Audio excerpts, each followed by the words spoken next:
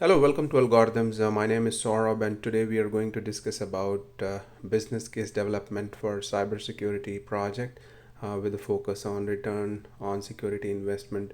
We know that having a good business case is critical to ensuring that a security project not only gets the buy-in and funding to go forward, but it is also attuned to an organization's key business drivers and requirements.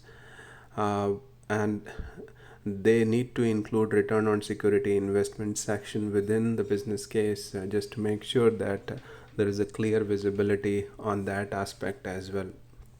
Now, these are the four common elements which are primarily used in the development of a business case anyway, but we will take it or consider it from the security perspective.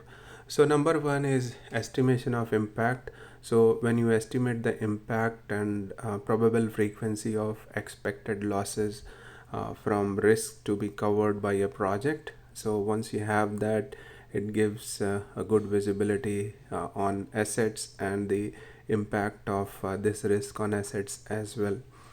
Second is ranking, means once you rank the best available risk management strategy plus set of controls, this helps reduce the impact and frequency of loss, the type of assets that you are trying to cover in your project. Estimation of resources from capital cost perspective, operational cost, level of effort, and what sort of cost strategy you are employing in order to make sure that you are not overspending. You need to incur skill as well or training. You may need to look at what sort of training you need, what sort of team structure you need to have within the organization in order to fulfill this kind of scenario that you have developed, for which you are looking for funding. And then analyze the cost and benefits of the strategies that you have put together against a set of scenario based assumptions to recommend and drill deeper into the optimal approach. Now, what you can do is there is a framework called FAIR framework. It's a factor analysis of information risk, and it is the only international standard quantitative model for information security and operational risk. So it is more of a tree like structure where you have risk, and risk has got two different components: loss event frequency and loss magnitude. Loss event frequency has got threat event frequency and vulnerability. Within vulnerability you have threat capability and resistance strength, and within threat capability you need to have skills which reflects your knowledge and experience to build that capability, plus the resource from time and material perspective. From threat event frequency perspective, probability of action, you need to have the value, level of effort and risk.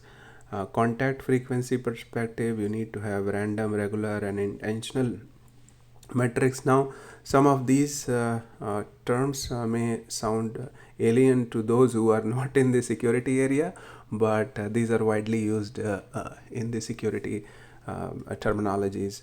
From the loss magnitude perspective, what are the primary loss, what is the secondary loss, and within secondary loss, what is the magnitude of secondary loss and the secondary loss event frequency.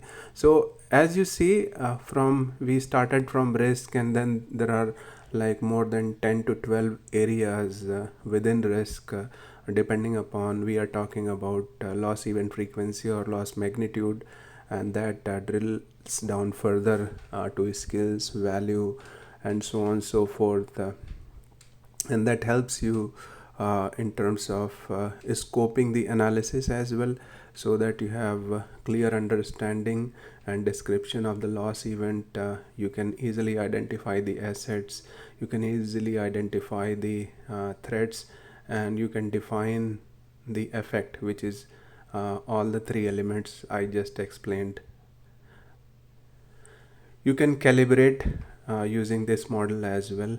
You can start with the zero knowledge and put together a draft, and then consider what you do know, and then decompose the problem, and then identify or challenge your assumptions, consider where data may exist, seek out subject matter experts, and then focus on accuracy rather than high precision. That's the key. Forms of loss, it could be a productivity loss, response cost, replacements cost, competitive advantage loss, fines and judgment, reputation damage.